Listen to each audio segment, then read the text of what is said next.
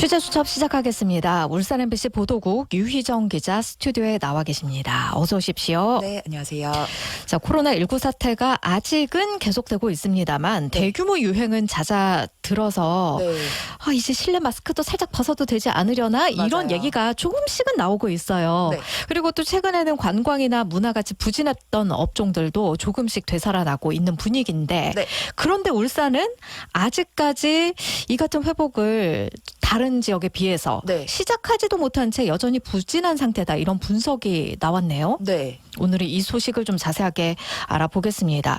이게 어떤 분석에서 이런 지적이 나온 건가요? 예, 이 보고서가 한국은행 울산본부에서 나온 겁니다. 정확히는 한국은행 울산본부의 이름으로 나오는 거는 아니고요. 이제 그 한국은행 울산본부 안에 이제 조사역이라고 그래서 각종 그 이제 경제 상황에 대한 조사를 담당하는 직원들이 있는데 네. 이분들이 한 번씩 지역의 경제 상황을 분석한 보고서를 개인적으로 내요. 근데 어쨌거나 이제 내부에서 검수를 거쳐서 내는 거긴 한데요. 이번에는 송수혁 조사역이라는 분이 코로나19 유행이 시작된 이후에 울산 지역의 고용과 임금이 올해 상반기까지 한 어느 정도나 회복이 됐나 이걸 평가해보는 분석 연구를 했다고 그래요. 여기서 이제 굉장히 부진한 결과가 나왔다 이런 주장을 펼쳤습니다.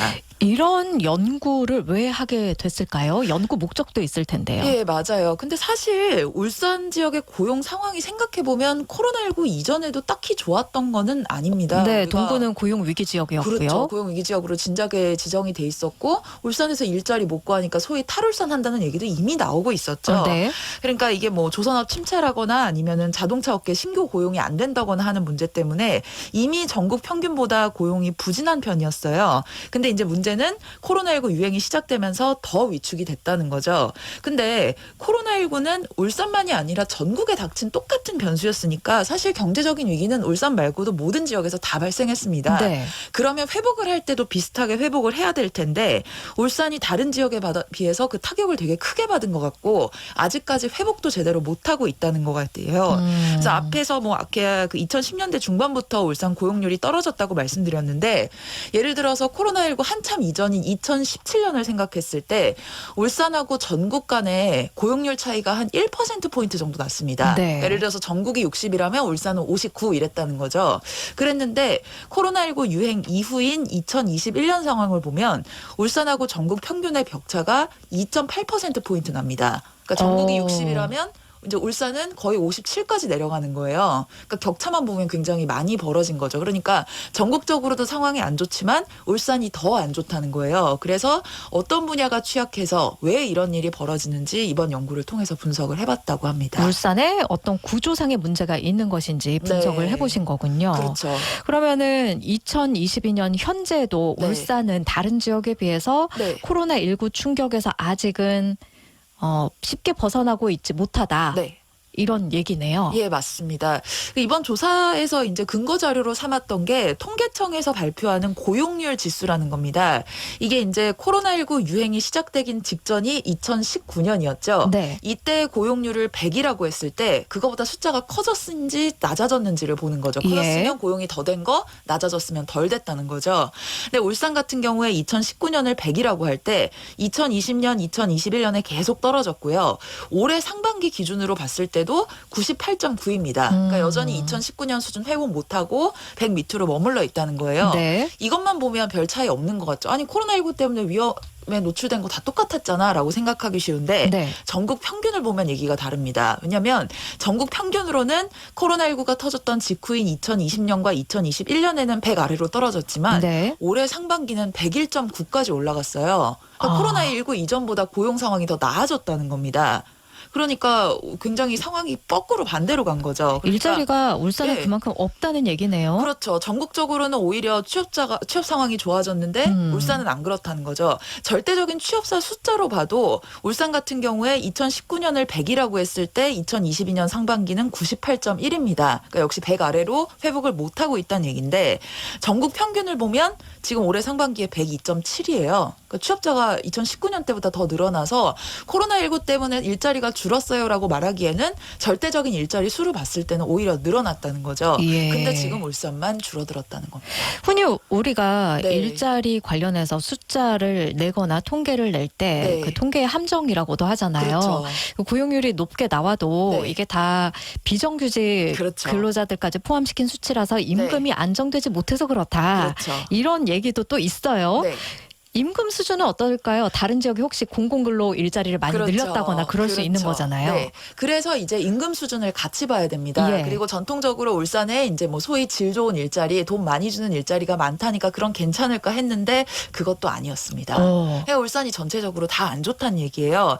이거는 이제 지자체별로 조사한 임금 통계를 가지고 이제 합산을 해서 비교를 해봤다고 했는데 역시 2019년을 100이라고 했을 때 울산은 작년까지 99.1이었습니다. 그러니까 못 늘어나고 떨어진 채로 정체가 돼 있다는 거죠. 예. 근데 전국 평균을 보면요. 2019년을 100이라고 했을 때 작년은 105.7입니다. 이게 임금이 그만큼 늘었다. 그렇죠.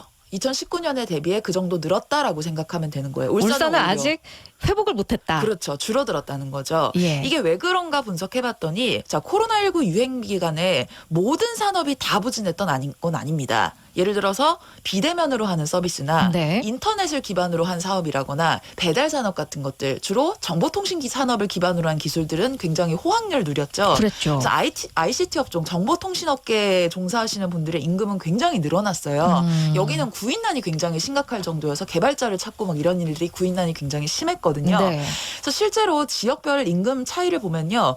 정보통신업종의 비중이 높은 지역일수록 임금이 더 많이 상승한 걸로 나옵니다. 그러니까 그 대표적인 수혜를 받는 곳이 서울과 테크노밸리가 있는 판교 같은 곳이 있는 경기도죠. 이런 곳들이 임금도 실제로 많이 오른 걸로 나옵니다. 네. 근데 울산은 상황이 제일 안 좋아요. 울산은 정보통신산업 비중이 굉장히 적어서 한 3% 정도 되다 보니까 적기도 한데 그걸로도 다 설명이 안 되는 게 정보통신업종 비중이 울산보다 더 낮은 지역들이 있습니다. 예를 들어서 농업 중심인 전남 전북이라거나 네. 강원도나 제주 같은 지역들요. 근데 여기보다 울산이 임금 상승률이 더 안 좋습니다. 그러니까 나머지 지역 같은 경우에는요. 2019년의 수준을 유지라도 하거나 아니면 소폭이라도 올랐는데 울산만 유일하게 떨어진 것으로 확인이 됐습니다. 지금 이 임금 수준이 네. 평균 전체 평균인가요? 아니면 네. 그나마 일자리를 가진 분들만 분석했을 때만 일자리 가진 분들 기준입니다. 기억했을 때 그렇죠. 그러면은 진짜 좋지 않은 거네요. 네, 그렇죠. 이게 왜 그런 걸까요? 그래서 이제 고용이나 임금 실태가 이렇게 나타난 거를 좀 분야별로 나눠서 분석을 해보면 이제 문제점이 나타나지 않을까라고 확인을 해봤대요. 그래서 먼저 성별부터 보면 남성의 경우가 회복이 조금 더 느린 걸로 나왔습니다. 이게 왜 그러냐면 코로나19 유행이 가장 직접적으로 타격을 줬던 게 대면으로 하는 서비스업인데 그렇죠. 여기에는 여성들이 더 많이 종사를 하잖아요. 예. 그러니까 가장 먼저 타격을 입기는 했는데 대면 서비스업이 다시 살아나면 이분들이 다시 고용이 되잖아요. 그래서 대신 회복의 속도도 빠른 거죠. 근데 이제 남성들이 주로 근무하는 제조업 이런 곳들 같은 경우에는 처음에는 타격을 직접적으로 받지 않았을 수 있는데 경기 상황이 좋지 않은 것에 장기적인 영향을 받으면서 떨어진 게 차츰 올라오지 못하고 계속 정체가 돼 있다는 겁니다. 근데 다만 이 성별 차이가 그렇게 대단히 크지는 않아요. 여성이 높다고 해봤자 98.9고요. 남성은 98.7입니다. 그러니까 둘 다 안 좋기는 매한가지고 네. 늘어났다지만 대단한 차이는 아니고요.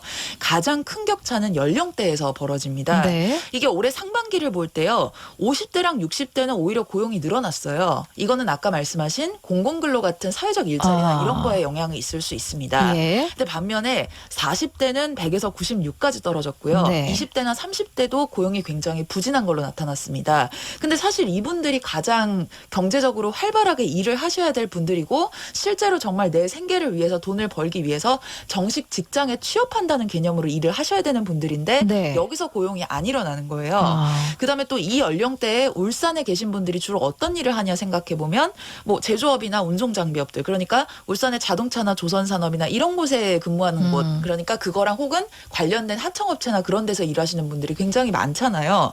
근데 이런 업계들이 고용을 잘 늘리질 않습니다. 뭐 경기가 좋지 않다거나 여러 가지 이유로 늘리지 않다 보니까 회복도 안 되는 거예요. 그래서 이분들의 임금도 같이 떨어져 있는 상태인 겁니다. 젊은 분들의 그렇죠. 일자리 상황이 더 안 좋아지고 있는 거다. 네. 울산 안에서만 봐도. 그렇죠. 한참 돈을 버셔야 되는데 못 버는 상황이 벌어지는 거죠. 예, 이렇게 울산의 고용 상태가 좋지 않고 회복 네. 속도가 느리다는 건 네. 아무래도 아직까지 제조업 중심이어서 그럴까요? 예, 맞아요. 그게 첫 번째 원인으로 지적이 됐습니다. 그러니까 이거를 좀 총체적으로 좀 넓게 얘기하자면 감염병 같은 대외 상황의 변화에 취약한 경제 구조다라고 설명을 했는데요. 제조업이 왜 감염병에 취약할까요? 예, 재택근무가 안 됩니다. 예, 아, 자동차 그렇군요. 배 집에서 만들 수 없죠. 예. 예, 이게 이제 전 세계적으로 분류하는 기준 중에 비필수 비재택 일자리라는 게 있습니다. 그러니까 비필수라는 건 뭐냐면요. 사회 기반을 유지하는데 꼭 필요하지는 않습니다. 네. 그러니까 예를 들어서 뭐 자동차 한 대 안 만든다고 나라가 갑자기 멈추지는 않죠. 근데 그러면서 재택근무도 안 되는 일자리들이 있습니다. 네. 이런 일자리의 비중이 울산 같은 경우에 41.7%인데 이게 굉장히 압도적으로 높아요. 왜냐하면 2위가 부산인데 그게 30%한 중반밖에 안 되고요. 전국 평균은 31%밖에 안 됩니다. 그러니까 울산은 제조업 특성상 공장에 가서 출근을 해야 일을 하고 뭔가를 만들 수 있고 기계도 거기 다 있잖아요. 네. 내 몸만 갖고 뭔가를 할 수 있는 게 아닌 겁니다. 그러니까 코로나19 같은 상황의 충격을 전면적으로 받게 되는 거죠. 야, 이걸 경기가 좋을 때는 자동차 조선업 제조업이 울산을 이끌어간다 그렇죠. 이런 평가를 받았다가 맞아요. 좋지 않으니까 단번에 네. 이 구조 때문에 문제가 심각해진다 이렇게 나오는 거군요. 그렇죠.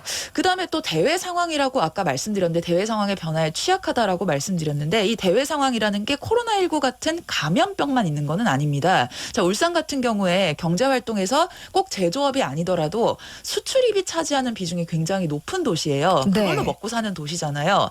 그러면 꼭 코로나19가 아니더라도 글로벌 경기에 굉장히 민감하게 영향을 받게 되죠. 자, 근데 이번에는 그 변화가 코로나19라는 형태로 온 겁니다. 네. 근데 이제 이번 코로나19 위기가 세계 경제에 두 가지 효과를 가져왔어요. 일단 첫 번째 효과는 사람들이 안 움직이고 안 쓰면서 수요 자체가 줄어들었다는 네. 거. 그다음에 두 번째는 원래 전 세계의 제조업이나 서비스들은 그 나라에서 예를 들어서 자동차를 만들 때 부품부터 완제품까지 다 생산하는 게 아니라 전 세계에서 부품을 가지고 오는 이렇게 해서 원제품을 만든다거나 원재료를 수입해 와서 만든다거나 하는 전 세계 글로벌 공급망이 구축돼 있는데 코로나19 때문에 전염병의 유행을 이유로 들어서 물류망이 다 끊기면서 이 글로벌 공급망도 다 사실상 무너지다시피 했던 거죠. 그 경우가 우리 몇 번 뉴스로 나왔었죠. 맞아요. 예. 그래서 이제 말씀드린 첫 번째 그 수요가 들었다는 것은 매출의 부진으로 이어질 것이고요. 당장 자동차 안 팔렸고요. 조선 같은 경우에 해운업이 무너지면서 조선 그 신규 배의 발주가 안 수주가 안 됐었죠. 됐고요. 네. 그다음에 아까 말씀하셨던 것처럼 방금 말씀하신 것처럼 공급망이 차질이 되면 물건을 만들어서 팔고 싶어도 못 만드는 사태가 생각납니다. 예를 들어서 우리 이 시간에도 한번 말씀드렸는데 코로나19 유행 초기 때 중국에서 울산 그 자동차 업계에 부품을 공급하는 공장에 코로나19 발생하는 바람에 공장이 문 닫았고 그래서 현대차가 자동차 못 만드는 사태 벌어졌죠. 네. 그다음에 지금 자동차 사면 인도 받기까지 최소 6개월씩 걸리고 많으면 1년씩 걸리는 거 네. 반도체 때문이잖아요. 그렇죠. 전 세계적으로 반도체 공급망이 깨지면서 반도체의 공급이 부진해서 만들고 싶어도 못 만들고 매출을 올리고 싶어도 못 올리니까 사람을 고용하고 싶어도 못 하는 거죠. 실제로 자동차 산업 같은 경우에 생산 지수가 2019년 이후로 계속 침체된 상태입니다. 이 코로나19 회복을 못 하는 거죠. 그렇게 되면 이 자동차랑 관련되는 금속을 가공한다거나 기계 장비를 만든다거나 하는 쪽은 그런 후방 산업들은 더 심각해집니다. 그래서 이런 후방 산업들은 2019년을 대비로 했을 때 거의 60% 수준으로 주저앉은 경우도 있다고 그래요. 예. 지금 이게 올해 상반기까지의 수치를 분석한 네. 자료잖아요. 맞아요. 저희가 어제 또 울산의 레미콘 네. 업체들과 인터뷰를 나눴는데 네. 이게 또 전 세계적으로 원료 자재 가격이 상승하다 보니까 그렇죠. 굉장히 네. 이 부분에 있어서도 수출도 맞습니다. 힘들고 수입도 힘들다 그렇죠. 얘기를 하시더라고요. 네. 그러면은 하반기에는 더 나빠질 수도 있겠네요. 그렇죠. 하반기에 꼭 좋아진다는 것도 없습니다. 맞습니다. 또 추세적으로 향후에도 문제가 될 수 있는 게 울산의 주력 산업이 앞으로도 이런 상황을 계속 맞을 가능성이 없다, 그런 가능성이 높다는 좀 우울한 전망도 나왔어요. 그러니까 자동차나 조선업이 그동안 울산의 경제에 기여하고 전체적으로 이제 뭐 부자 도시 산업 수도를 만들어낸데 기여한 것은 맞는데 계속해서 일자리를 새롭게 만들어내는 능력은 떨어지고 있다는 거예요. 그러니까 그 산업이 아무리 발달을 해도 사람을 추가적으로 더 많이 고용하지 않는다는 겁니다. 네. 그러니까 예를 들어서 뭐 인공지능이나 뭐 로봇 기술이 발달한다거나 뭐 자동화가 더 진행된다거나 하면 우리 사람 일자리 없어질 거다 이런 얘기 굉장히 많이 하잖아요. 그렇죠. 이렇게 위험에 노출되는 특정한 일자리들이 있는데 이런 일자리들은 대부분 제조업 쪽에 몰려 있습니다. 근데 울산의 경우에 그런 자동화로 인해서 실직의 위험에 노출되는 고위험 일자리의 비율이 52.8%입니다. 그러니까 울산 일자리의 절반 이상은 자동화가 진행되면 진행될수록 없어질 일자리라는 거예요. 지금 고용을 늘리는 게 문제가 아니라 유지하는 것도 힘들게 된 상태라는 겁니다. 예. 그다음에 제조업에서도 아무리 경기가 좋아도 일자리를 새롭게 안 만들어요. 이거는 업종별 취업 유발 개수라고 그래서 매출액이 10억 원씩 늘어날 때 취업을 몇 명씩 더 시키는지 보는 겁니다. 네. 이게 높을수록 사람을 더 많이 고용하는 업종이라는 거죠. 자동차 산업 같은 경우에 코로나19 한참 이전 상황을 봐도 이미 안 좋았어요. 2015년에 10억 원당 8.9명을 고용했는데 코로나 이전이 2019년에 이미 7.6까지 떨어져 있었습니다. 그러니까 갈수록 안 좋아지는 와중에 코로나19가 터진 거죠. 그다음에 조선업 같은 경우에 대표적으로 노동 집약 산업이라고 얘기하거든요. 사람을 많이 고용하는 거로 유명한데 여기도 2019년에는 9.7로 꽤 높았는데 2015년에는 9.7로 꽤 높았는데 2019년에 7.6까지 내려앉았습니다. 그러니까 자동화가 진행되면서 울산의 주력 산업들이 새롭게 일자리를 만들어내는 능력 자체가 떨어지니까 이건 코로나19가 회복된다거나 세계 경기 위기가 회복된다고 하더라도 근본적으로 체질 개선을 하지 않으면 회복되지 않을 거라는 거죠.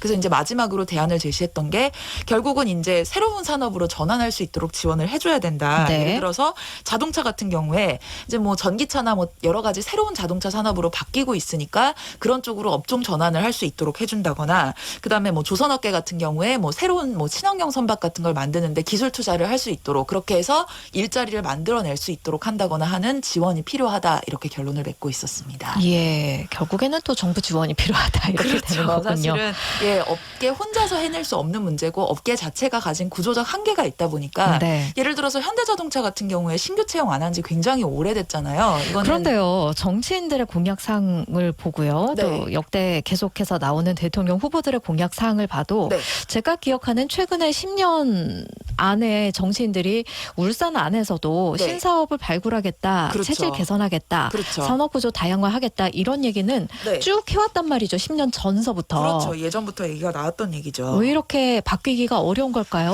그러니까 이런 연구개발 산업 같은 경우에는 사실 인력이 가장 중요하죠. 연구개발을 할 사람이 있어야 되는데 예. 이제 이 사람이 대부분 수도권에 몰려 있다 보니까 이제 연구개발 기관도 대부분 서울이나 수도권 쪽으로 몰려가는 경향이 강해요. 그래서 그런데 또 이거를 사람들은 예. 없으니까 가지 않냐. 그렇죠. 사실은 이게 닭이 먼저냐 달걀이 먼저냐의 문제이기는 합니다. 네. 그러니까 지원을 해줘서 억지로라도 오게 만든 게 맞는 것이냐 아니면 사람들이 많이 올 수 있도록 하는 곳에 가는 게 맞는 것이냐 정답은 없는 문제인데 어쨌든 지역 경제를 살리고 싶다면 지금 상황으로는 장기적으로 더 안 좋아지는 길밖에 없기 때문에 뭐 강제로라도 어떻게 데리고 올 수 있는 방법을 생각을 해봐야 된다는 거죠. 그게 유치의 네. 형태가 됐든 뭐가 됐든 가능할 필요는 있다는 거죠. 그러면요, 이 예. 정부 지원이 필요하다라고 마무리를 했어요. 이 보고서가. 네. 이 보고서가 최종적으로 어디 가는 건가요? 정부 기관적으로 가는 건가요? 그렇지는 않고 그냥 한국은행 울산본부에서 이렇게 발행을 하면 네. 이제 관련된 기관이나 저희 언론 같은 곳에서 이제 참고를 하고 관심 정책 있는 분들이 개발이나 보시는 이런 데서 이제 거군요. 확인을 해보라는 거죠.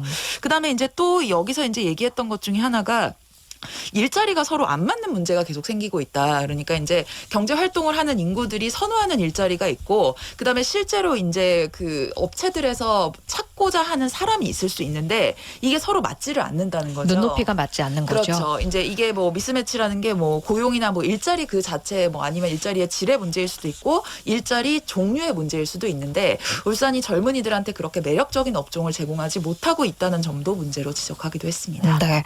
자, 오늘은요, 오늘은요, 코로나19 사태 이후에 우리 특히 울산의 경제가 회복이 굉장히 느리다. 다른 지역에 비해서 왜 이렇게 느릴까에 대한 보고서, 연구가 있어서 이 연구 내용을 바탕으로 유희정 기자와 말씀 나눴습니다. 오늘도 감사합니다. 네, 고맙습니다. 다음 주에 뵐게요. 네.